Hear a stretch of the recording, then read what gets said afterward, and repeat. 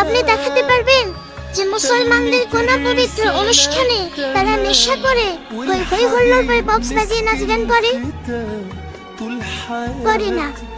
তারা তাদের ধর্মকে সম্মান করে, তাদের সংস্কৃতিকে সম্মান করে।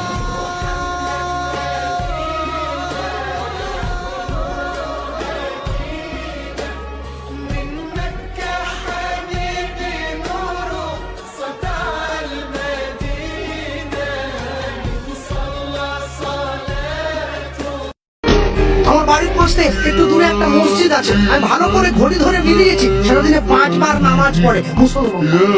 ভোর 5টায়, দুপুর 12টায়, বিকেল 3:30, বিকেল 5টায়, সন্ধ্যে 7টায়। একদিন, দুদিন, 3 দিন, 1 সপ্তাহ মিলিয়েছি, নামাজের সময়টা 1 মিনিট এদিক ওদিক হয়। আপনাদের এই পুরো সবমে যদি বন্যা হয়ে যায়, তবু নামাজের সময়টা পরিবর্তন হবে না, ওটা ভোর 5টার নামাজটা 5টাতেই হবে।